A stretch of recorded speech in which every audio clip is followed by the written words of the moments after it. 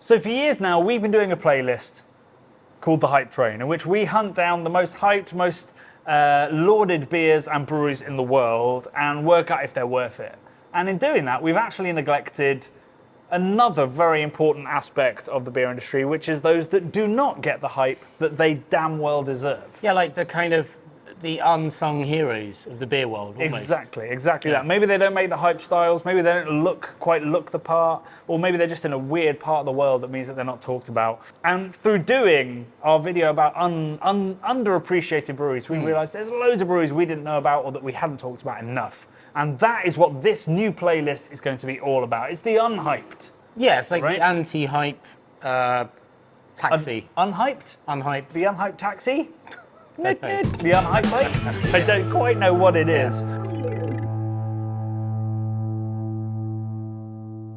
So it's Burnt Mill, Johnny. We've been to Burnt Mill, and it's quite a sort of romantic-looking agricultural building. Agricultural is the word, yeah. In sort of quite a remote part of the UK. Part of Norfolk, yeah. Part of Norfolk, quite flat. But it was quite beautiful. I remember going there and being blown away by the beauty of its surroundings. And I think that goes into sort of honesty of a lot of the beers that they make as well. I think so. And I think, there's that agricultural element to it, the location that they're in. And there's also the fact that their head brewer, Sophie, has a slightly unusual background as a brewer in that she is A, gluten-free, and B, a maltster. Oh, dear. Wow, wow. So all of the beers in everything that we drink today as we sing the praises of this incredible brewery has to come from the aspect that the malt is their area of expertise, and it comes from a place where not everybody can get hold of the beers. And that is literally, I think, the only reason. Because that's what we'll dig into. I love the branding that Burnt Mill have. Yeah. And I have never had a beer from them that I haven't been like, well, that's world class. And we're going to start with a Helles. So Helles, classic Bavarian style of beer. Sweet, honey, lemon, hay, biscuity maltiness. Yeah. Nowhere to hide with Helles. Nowhere to hide, but hopefully lots of body and character and drinkability from this. Look at the head on that. Yeah, I mean, wow. Perfect frothy head. Clarity is amazing. That aroma takes you straight to Munich. Wow. Honey on white bread. Yeah. If somebody wafted honey and bread under my nose, I'd smell the same thing. It smells incredible. Maybe a little hint of, sulfury, lagery snap like you get off of Augustina. Just a little fermentation character that you want to know it's a beer. Yeah. So it's 4%. So it's going to be a little bit lighter than, say, Paulana at 4.9 or Augustina at 5.2. So it's a little bit lighter, feels a little bit drier, a little bit less kind of syrupy, which is really nice. But it's got all of that hop, lemon and hay, all of that malt, biscuity joyousness. It's lovely. Super crushable. Yeah, that in a Stein still wouldn't stand a chance. Damn, that in a Stein. Now I'd go there to get that in a Stein. Should we get where they've got them at Beer Merchants? We'd need a couple more cans. I think it's got a lot of integrity, this beer. It feels like the processes are amazing. Yeah. They're so clean. It drinks bigger than it is. Yeah. But it's like super clean and like refreshing and amazing. It does everything a Helles needs to do, right? And because it's smaller, I also get a little bit of like real kind of candied lemon on the finish. Like it's really a little bit sherbety almost, because there's lots of hop character down at 4%. It's an absolutely beautiful British lager, which I don't get to say very often on the Craft Beer channel. Yeah. It's beautifully done. So about 2 years ago, I had the best West Coast IPA I've ever had from a British brewery, and it was Burnt Mill. Damn. It was called Get the Gold. It was a beautiful golden colour, incredibly crisp and clean, massive pine citrus aroma, absolutely smashable, and it was so good. I emailed the guy I know at Burnt Mill, one of the founders, and said, "How did you do this?" And he sent me the full recipe. Wow. And it was actually quite helpful and a bit of an inspiration in our Russian River one as well, that helped me write the recipe before going to Vinny going, is this right?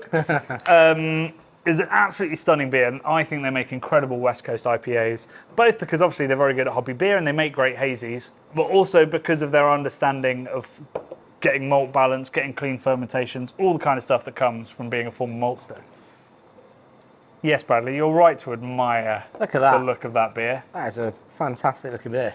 because this looks like the Hellers almost, maybe a little bit more golden, but the aroma on this, Woof. and that's something I love about beer. They can look identical and smell entirely different. It's like rocket fuel compared to Yeah. the Hells. Big orange peel, orange juice,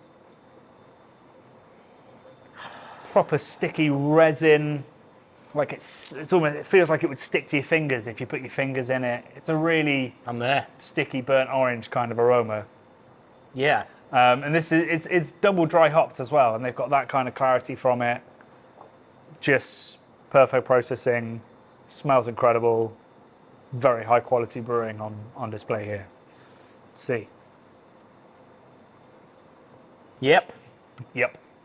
So this is a West Coast Pale at 4.2 Citra Mosaic. Again, Is it- very low, 4.2. Yeah, I mean, don't worry, we're Yeah, getting we're there. getting there.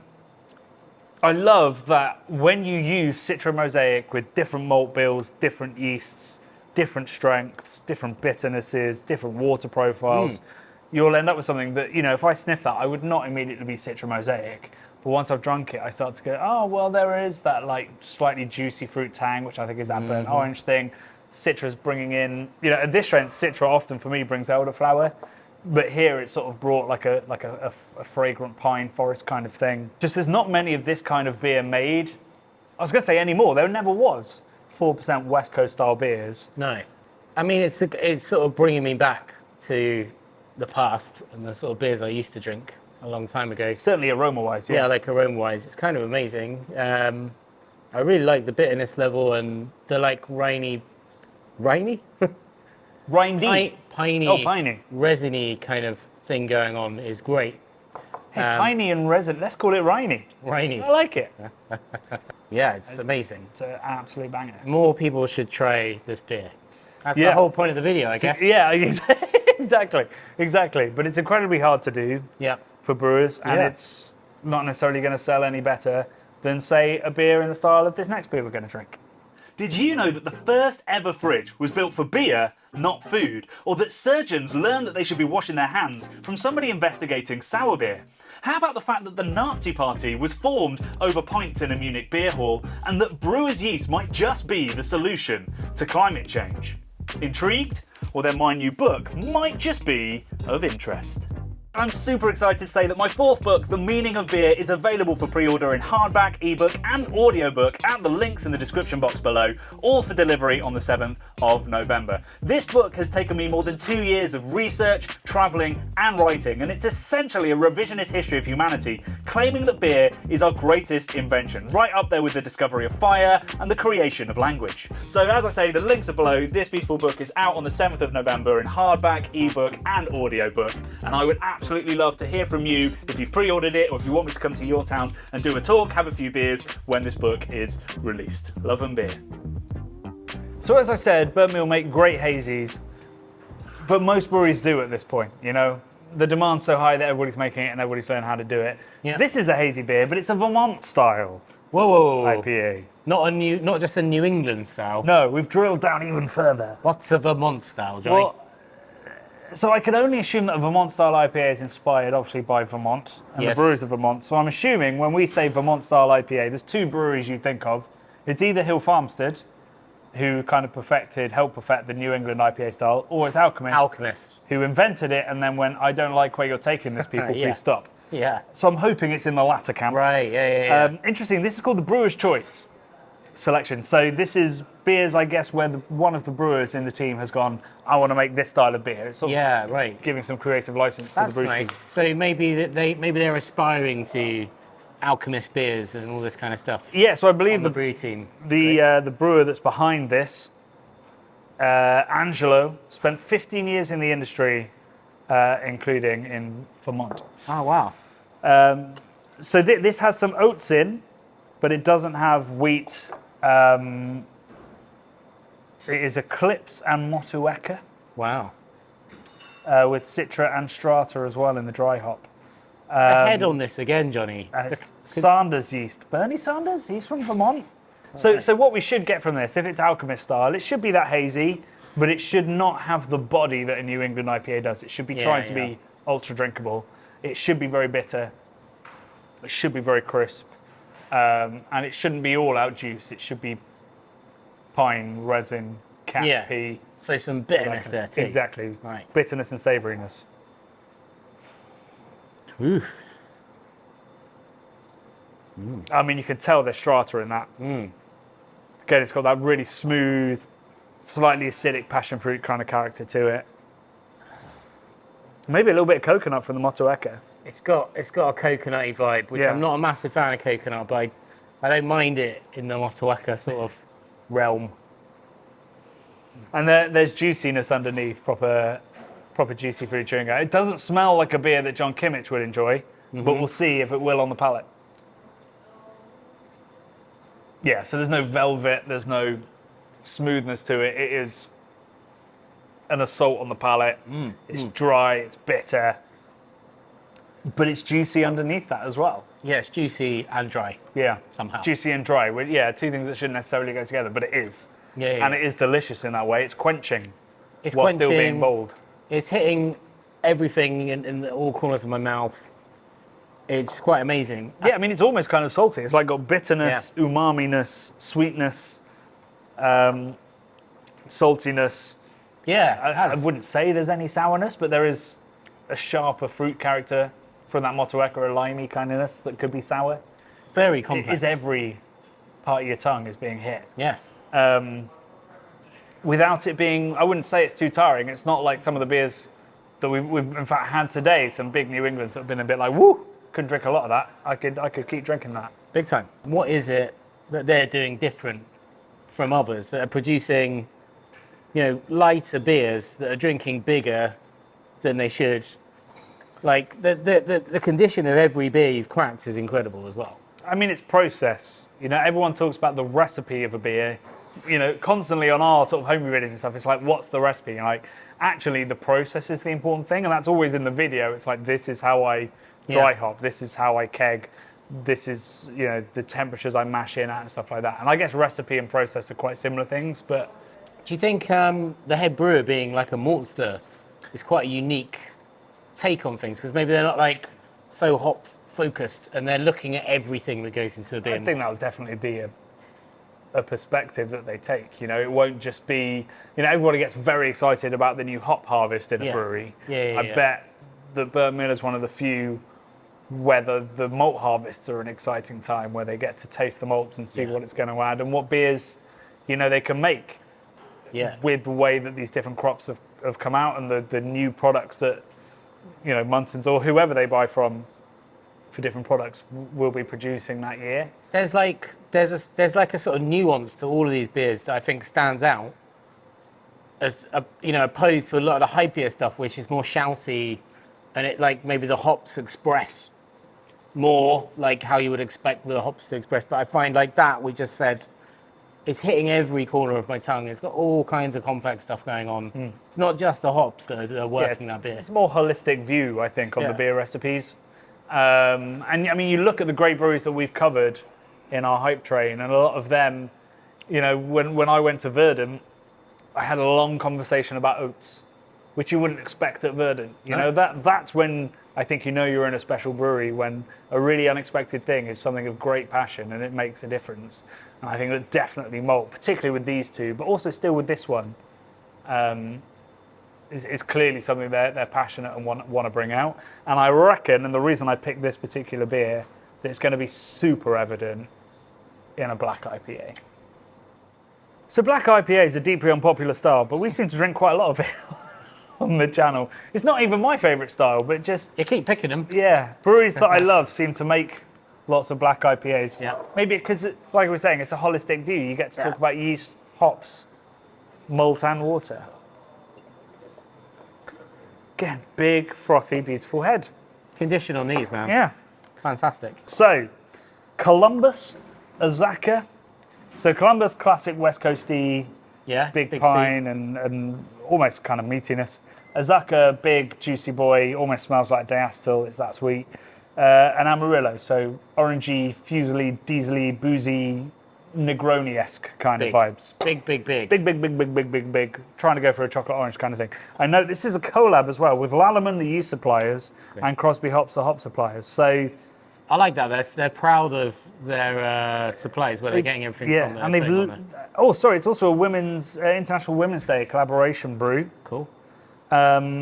Using Crosby hops and Lallemand yeast, cryogenic CGX lupulin hop pellets. I mean, there's basically an essay on the back of here. But it finishes with punchy pine and citrusy orange West Coast goodness. Damn. So chocolate, orange, and pine is what we're looking for. Great. Cocoa, burnt toast, Yeah, and coconut. sweet orange. It's a heady combo. Yeah, it's big. I mean, very malty. Yeah, the malt's doing a lot of the heavy lifting on the nose there. Yeah, just sort of brightened by the hops.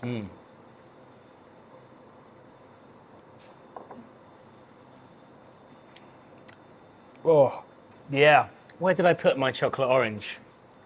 So chocolate orangey. Yeah. It's always wonderful when you have a beer that has no chocolate or orange in, and you can just go like, well, that's Terry's chocolate orange. Is there a dark Terry's chocolate? Yeah, there is. Yeah, It must be that. I mean, I don't ever get it. I But think there, I've had- there you always is. get the milk. It's Yeah. for like adults, that one. Grown-ups. It's chocolate orange, Yeah, it's like got- a coffee bitterness. like a dark think chocolate it's- coffee Yeah. bitterness. Astringent bitterness to it. Again, incredibly clean. I was expecting a little bit of malt sweetness, a little bit more depth, but actually it's Yeah. full on IPA. It is like Yeah. no bitterness and we're done. Is it taking you to the West Coast? I'm going to do what you should never do on YouTube, which is offend half the audience and confuse the rest, which is to say that, so black IPA as a style was kind of invented in Vermont. John Kimmich, Sean Hill, trying to make dark IPAs that displayed as little rose character as possible. Over in Oregon, they had the Cascadian Dark Ale, Yeah. which is now just called a black IPA, but they were slightly lower ABV, more malt forward, supposed to be more sessionable, almost like a very hoppy, drier, less red fruity porter, and that's where this sits. It's like it's all about that roasted malt with a big old lift of hops. And I find that a much more drinkable, much more approachable, kind of more interesting style or approach to black IPA, and that's what this is, and I think it's brilliant, I love it, man. really enjoyable. There's not a bad beer on the table. They're all incredible. They're all so different. And the condition on every single one of them is fantastic. Yeah. I can't remember a lineup of beers out of cans that the condition has been so good on. Yeah. I mean, we often pour on the channel, and we're worried because by the time we've, poured, chatted, got the takes we wanted, the head's died, and it doesn't look right. Here, that's just not an issue. Everything's looked the part, smelt the part, tasted the part. Choosing varied beers has been really easy, which isn't always true of breweries. This is a brewery that takes to heart this idea that craft beer is about diversity of style and approach, and giving something for everybody. It's almost like going back in time to America, where you used to go to a brewery and at their tap room they'd have like every different kind of beer available. Yeah. Not just the hazy IPAs. Which had its own issues, and the quality would Yeah. be pretty variable. Now you'll go and there'll be 20 pretty good hazy IPAs and 2 or 3 other things. Yeah. But I mean, these guys knocked it out of the park on 4 different styles. We could add New England IPA. Their cocoa porter is absolutely stunning. They just Baltic porter is amazing. They just do delicious dark stuff, lagers, and anything hoppy so well. Yeah. Because of that underpinning of really great conditioning, really great process, a real understanding of malt and how that's going to present. I'm going to dub Burt Mill the Malt Whisperers. Malt whisperers. So I mean, Burt Mill, they're well loved on the festival scene. They do collaborations with incredible people, and I'm sure that if we looked on Untapped, they'd be well loved. But when I look at what people are talking about in the comments on the YouTube channel, on Untapped, on Twitter, all that kind of stuff, they're just not mentioned in the same breath as some of the UK's best breweries. And I can assure you, World class. whether it's hazy or whether it's crystal clear or whether it's a big dark beer, they are world class and they should be in that conversation. And we're lucky to have a brewery that is that good and that willing to experiment and do different things. Do you think Burnt Mill maybe don't want to be hypey. Maybe they're not chasing the hype. They're not like chasing to be the biggest they can be, but maybe they are drilling down into the process to be the best they can be. Literally, when I walk into a bottle shop, there's a couple of breweries that I'll look for first. Burt Mill are one of them, and they should be for you as well. I'll drink to that. Cheers.